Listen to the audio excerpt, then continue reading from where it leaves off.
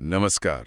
आज हम एक ऐसी कहानी पर बात करने वाले हैं जो दिखाती है कि सपनों की उड़ान को हदों में नहीं बांधा जा सकता। बिल्कुल। अक्सर कहते हैं ना कि हिम्मत और मेहनत के आगे हर दीवार छोटी पड़ जाती है।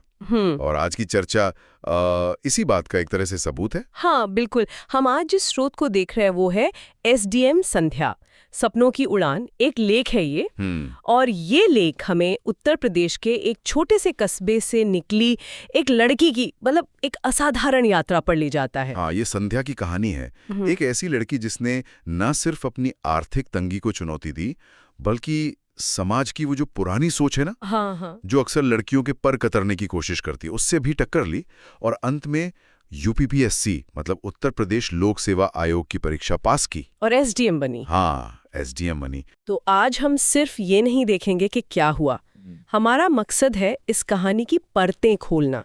अब संध्या का इरादा इतना मजबूत क्यों था, उसका संघर्ष असल में कैसा था, उसे सहारा कहाँ से मिला, और हाँ, सबसे जरूरी, उसमें किन सामाजिक बाधाओं को पार किया, गहराई से समझने की कोशिश करेंगे। सही बात है। तो चलिए सबसे पहले संध्या की दुनिया को समझते हैं। उत्तर प्रदेश का एक छोटा कस्बा, जिंदगी शायद थोड़ी धीमी रफ्तार वाली, लेकिन सपने देखने पर तो कोई रोक नहीं थी। परिवार कैसा था उनका? परिवार बहुत ही साधारण था।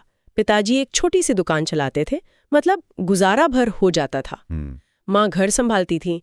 आर्थिक रूप से देखें तो कोई बहुत मजबूती नहीं थी, बस ठीक ठाक रोज की जरूरतें पूरी हो जाती थीं।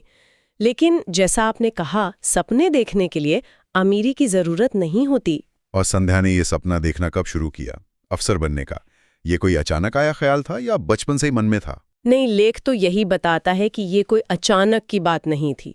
स्कूल के दिनों से ही, जब बच्चे खेल कूद में लगे रहते हैं, तब से ही संध्या के मन में अफसर बनने की इच्छा थी। एक पक्का इरादा था, कच्ची उम्र का। अच्छा। और उसने अपनी पढ़ाई पर भी ध्यान दिया।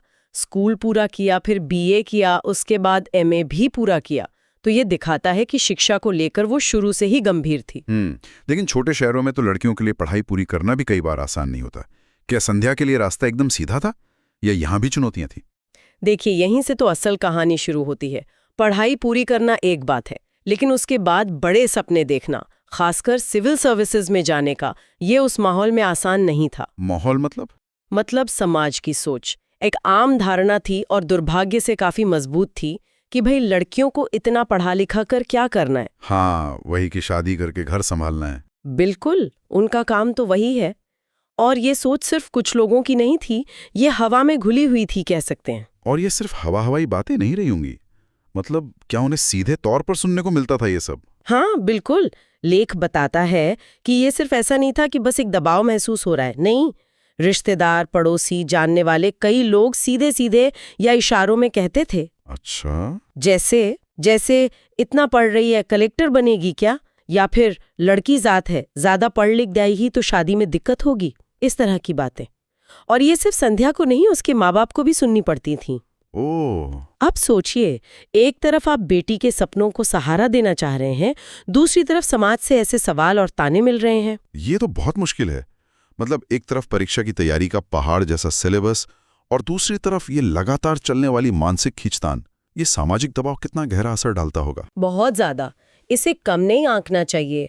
देखिए, परीक्षा की तैयारी का अपना स्ट्रेस है, सिलेबस है, रिवीजन है, प्रेशर है, वो सब अपनी जगह। हाँ। लेकिन जब आपके आसपास का माहौल ही आपके लक्ष्य पर सवाल उठा रहा हो, आपकी काबिलियत पर शक कर रहा हो, तो वो आपकी हिम्मत तोड़ने की कोशिश करता है। संध्या को सिर्फ किताबें नहीं पढ़नी थी, उसे रोज इन आवाजों से भी लड़ना था, अपने कॉन्फिडेंस को बचाए रखना था। सही कहा। इन सब चुनौतियों के बीच उन्होंने यूपीपीएससी की तैयारी का फैसला किया, पर यहाँ एक और मुश्किल आई होगी, संसाधन, पैसे। निश्चित रूप से।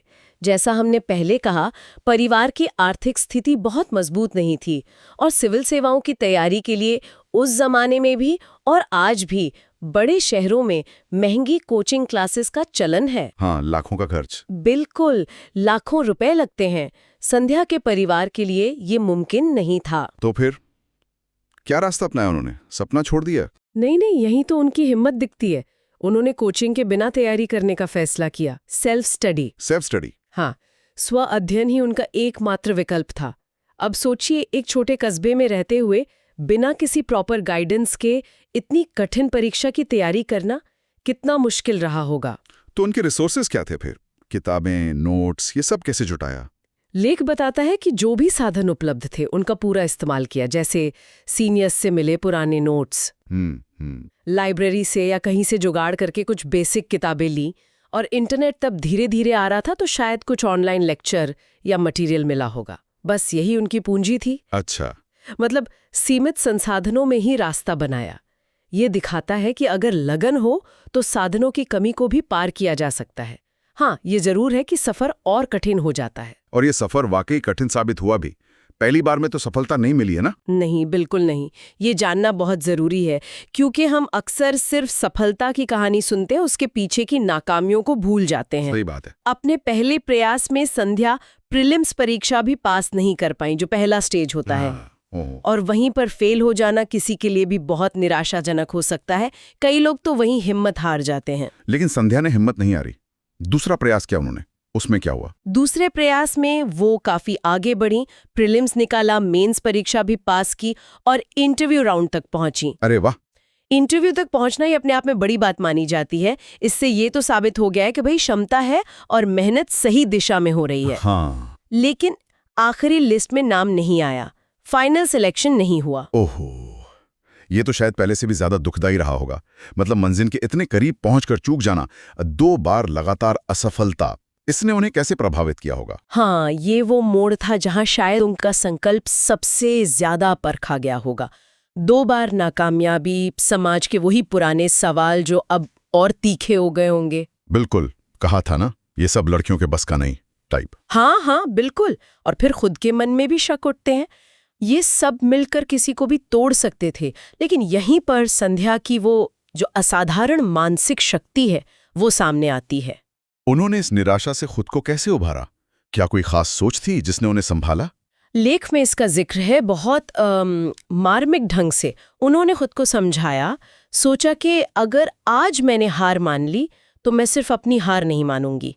मैं उन सब लोगों की बातों को सच साबित कर दूंगी जो कहते हैं कि लड़कियां बड़े सपने नहीं देख सकती, कि वो अफसर नहीं बन सकती। अच्छा। मेरी हार सिर्फ मेरी नहीं होगी, ये मेरे जैसी उन हजारों लड़कियों की उम्मीदों की हार होगी जो शायद मुझे देखकर हिम्मत जुटा रही हो। वाह, ये तो कमाल की सोच है। मतलब अपनी व्यक्तिगत लड़ाई को एक बड़े सामाजिक मकसद से जोड़ दिया कि अगर मैं सफल हुई तो ये सिर्फ मेरी जीत नहीं होगी, ये उन सभी लड़कियों के लिए एक रास्ता खोलेगी जो समाज की वजह से अपने सपनों को दबा देती हैं। ये सोच तो अपने आप में बहुत बड़ी प्रेरणा बन गई होगी। बिल्कुल। ये अब सिर्फ नौकरी पाने की इच्छा नहीं रह गई थी, ये एक तरह का मिशन बन गया था, अपनी सफलता को दूसरों के लिए मिसाल बनाने का विचार। और इसने उन्हें एक नई ऊर्जा दी, और इस ऊर्जा को बनाए रखने के लिए उन्होंने बहुत कुछ दांव पर लगाया। किस तरह के त्याग किए उन्होंने तैयारी के दौरान? लेख बताता है कि उनकी दिनचर्या बहुत कठोर हो गई थी। देर रात तक जागकर पढ़ना, सुबह जल्दी उठ जाना, दोस्तों के साथ घूमना फिरना, जो नॉर्मल सोशल लाइफ होती है, हाँ। पारिवारिक या सामाजिक कार्यक्रमों में जाना, ये सब लगभग बंद हो गया था। उनका पूरा ध्यान, उनकी पूरी एनर्जी सिर्फ एक लक्ष्य पर थी, यूपीपीएससी परीक्षा। एक तरह की तपस्या कह सकते हैं। ऐसी कठिन तपस्या में अकेले चलना बहुत मुश्किल होता है। क्या उन्हें परिवार का साथ मिला, खासकर उन तानों और दबाव के माहौल में? देखिए, यहाँ परिवार की भूमिका, और उसमें भी खासकर उनकी माँ की भूमिका बहुत महत्वपूर्ण बनकर उभरती है। लेख में माँ को संध्या की सबसे बड़ी ताकत बताया गया है। अच्छा। जब बाहर की दुनिया सवाल उठाती थी, शक करती थी, तब माँ एक ढाल की तरह खड़ी रहती थी। वो बेटी का हौसला बढ़ाती थी।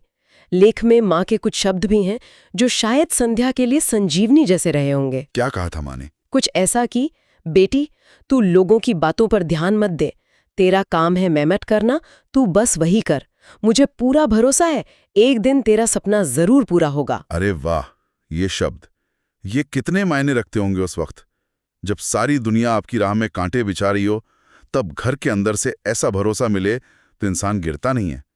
पिताजी का क्या योगदान रहा? पिताजी, जैसा हमने बताया, कम पढ़े लिखे थे, छोटे दुकानदार थे। शायद वो बेटी के लक्ष्य की बारीकियों को बहुत गहराई से न समझते हो, पर उन्होंने अपनी तरफ से जो बन पड़ा वो किया। अपनी उस छोटी सी दुकान की कमाई से पैसे बचाकर बेटी की किताबों का खर्च उठाया, परीक्षा के फॉर्म भरने के लिए पैसे दिए। ये शायद कोई बहुत बड़ी रकम नहीं थी, लेकिन ये उस भरोसे का प्रतीक था जो उन्हें अपनी बेटी पर था। सही बात है। ये छोटे छोटे योगदान उस नींव की तरह थे जिस पर संध्या अपने सपनों का महल खड़ा कर रही थी। ये बात बहुत अहम है। हम अक्सर बड़े दिखने वाले सहयोग की ही बात करते हैं, लेकिन ये जो खामोश लगातार मिलने वाला भावनात्मक और प्रैक्टिकल सपोर्ट होता है ना, यही किसी को लंबी लड़ाई लड़ने की ताकत देता है। बिल्कुल। तो माँ का विश्वास और पिता का सहयोग, इनके सहारे संध्या ने तीसरा प्रयास किया। इस बार क्या अलग था? क्या रणनीति बदली? हाँ, इस बार सिर्फ मेहनत नहीं थी, बल्कि एक सोची समझी रणनीति थी। 2 असफलताओं ने उन्हें सिखाया था कि कमी कहाँ रह गई थी। उन्होंने अपनी पिछली गलतियों का विश्लेषण किया, ये समझा कि सिर्फ नॉलेज होना काफी नहीं है, उसे अच्छे से लिखना, प्रेजेंट करना भी जरूरी है।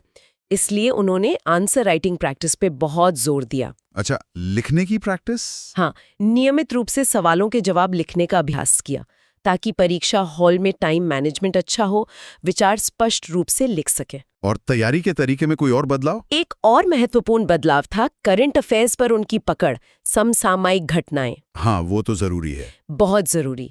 देश दुनिया में क्या हो रहा है इसकी गहरी समझ होना चाहिए। तो उन्होंने रोज अखबार पढ़ना, न्यूज़ फॉलो करना, उनके नोट्स बनाना, इसकी पक्की आदत डाली। और शायद पिछले अनुभवों से ये भी सीखा कि किन सब्जेक्ट्स पर ज्यादा ध्यान देना है, कौन सी गलतियां नहीं करनी है। और मानसिक तौर पर क्या कोई बदलाव महसूस हुआ इस बार? लेख इशारा करता है कि इस बार वो ज्यादा दृढ़ थीं और शायद थोड़ी निडर भी। हाँ। 2 बार फेल होने का डर अब पीछे छूट चुका था। शायद उन्होंने समझ लिया था कि अब खोने के लिए कुछ नहीं है और पाने के लिए पूरा आसमान है। सही। उन्होंने अपने डर को ही अपनी ताकत बना लिया। पूरे आत्मविश्वास और एक क्लियर स्ट्रैटेजी के साथ उन्होंने अपना तीसरा प्रयास किया। और इस बार नतीजा? इस बार इतिहास रचा गया। जब यूपीपीएससी का फाइनल रिजल्ट आया तो संध्या का नाम एसडीएम यानी सब डिविजनल मैजिस्ट्रेट के पद पर चुने गए उम्मीदवारों की लिस्ट में था। वाह! लेख उस पल का जिक्र करता है। उनकी आंखों में आंसू थे, लेकिन इस बार ये आंसू हार या निराशा के नहीं थे। नहीं, ये सालों की मेहनत, अनगिनत रातों की जागृति, परिवार के त्याग और उस अटूट सपने के सच होने की खुशी के आंसू थे। वो जीत के आंसू थे। इस सुनकर भी रोंगटे खड़े हो जाते हैं। कल्पना करना मुश्किल है कि वो पल उनके और उनके परिवार के लिए कैसा रहा होगा। और समाज, उन लोगों का क्या रवैया था जो पहले सवाल उठाते थे? यहाँ एक दिलचस्प और शायद अपेक्षित ही कहेंगे विरोधाभास देखने को मिला। अच्छा। लेख बताता है कि वही लोग, वही रिश्तेदार, वही पड़ोसी जो पहले कहते थे लड़कियों से ये सब नहीं होता या पढ़ लिख कर क्या मिलेगा, अब वही लोग संध्या की कामयाबी की मिसालें देने लगे थे। बदल गए। हाँ, सफलता अक्सर लोगों का नजरिया बदल देती है या कम से कम उन्हें चुप तो करा ही देती है। ये तो समाज का दोहरा चरित्र है। खैर, आज संध्या एसडीएम के पद पर हैं। ये पद अपने आप में बहुत जिम्मेदारी वाला है, लेकिन उनकी नेम प्लेट का क्या प्रतीकात्मक महत्व है, जैसा लेख में बताया गया है? बिल्कुल। आज वो एक सब डिविजनल मैजिस्ट्रेट है, जिला प्रशासन में एक महत्वपूर्ण पद। लेकिन जैसा आपने कहा, उनके ऑफिस के बाहर लगी नेम प्लेट वो सिर्फ एक अधिकारी का नाम और पद नहीं बताती। वो नेम प्लेट एक प्रतीक है। प्रतीक है। एक साधारण परिवार के असाधारण सपने का प्रतीक है, उस माँ के विश्वास का, उस पिता के खामोश समर्थन का, और सबसे बढ़कर वो प्रतीक है हर उस लड़की की हिम्मत का जो सामाजिक बंधनों या साधनों की कमी के बावजूद आसमान में उड़ने का ख्वाब देखती है। सही कहा। वो नेम प्लेट जैसे कहती है कि अगर इरादा पक्का हो तो कुछ भी नामुमकिन नहीं। तो इस पूरी चर्चा से, संध्या की इस प्रेरणादायक यात्रा से हम कौन से मुख्य सबक या निष्कर्ष निकाल सकते हैं? क्या टेकअवेज हैं? सबसे पहला और साफ सबक तो यही है कि भाई लगातार मेहनत और अटूट धैर्य के सामने बड़ी से बड़ी मुश्किल भी छोटी पड़ जाती है। संध्या की कहानी इसका जीता जागता उदाहरण है। हाँ। 2 बार फेल होने के बाद भी हार ना मानना और लगातार अपने लक्ष्य की तरफ बढ़ते रहना, यही उनकी सफलता का मूल मंत्र था। ये जो रेजिलियंस कहते हैं ना, लचीलापन, हाँ, उसका एक बेहतरीन उदाहरण है। और ये कहानी जेंडर इक्वालिटी, लैंगिक समानता के संदर्भ में क्या कहती है? ये जोर देकर कहती हैं कि बेटियां अगर ठान लें तो वे कुछ भी हासिल कर सकती हैं। ये उस पुरानी सोच को सीधी चुनौती देती है जो लड़कियों की क्षमताओं को कम आंकती है। संध्या ने सिर्फ एक कठिन परीक्षा पास नहीं की, बल्कि उन्होंने उन सामाजिक और मानसिक बाधाओं को भी तोड़ा जो अक्सर लड़कियों को पीछे रखती हैं। ये कहानी अवसर की समानता और महत्वाकांक्षा के महत्व को बताती है। इसमें पारिवारिक समर्थन की भूमिका पर भी हमने बात की, उसे कैसे समझें? यहाँ एक महत्वपूर्ण बात ये निकल कर आती है कि समर्थन का मतलब हमेशा बड़ी आर्थिक मदद या कोई ऊंची पहुंच होना नहीं होता। संध्या के केस में माँ का वो लगातार भावनात्मक सहारा और पिता की अपनी क्षमता के अनुसार की गई वो छोटी छोटी मदद, इन सब ने मिलकर एक ऐसा सुरक्षा कवच बनाया जिसने उन्हें गिरने के बाद भी फिर से उठ खड़े होने का साहस दिया। सही। ये दिखाता है कि विश्वास और लगातार साथ देना ये समर्थन के साइज से ज्यादा मायने रखता है। तो संक्षेप में कहें तो संध्या की कहानी हमें दिखाती है कि कैसे एक साधारण पृष्ठभूमि से आने वाला इंसान भी अपनी जबरदस्त इच्छा शक्ति, कड़ी मेहनत और थोड़े से सहारे के बल पर असाधारण ऊंचाइयों को छू सकता है। हाँ बिल्कुल, ये सिर्फ एक व्यक्ति की सफलता की कहानी नहीं है, ये उम्मीद की कहानी है। लेकिन ये कहानी हमें कुछ सोचने पर भी मजबूर करती है। अच्छा, किस तरह के विचार?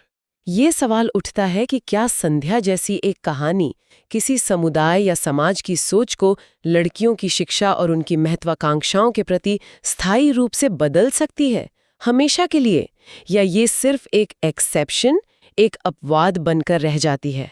ये अहम सवाल है।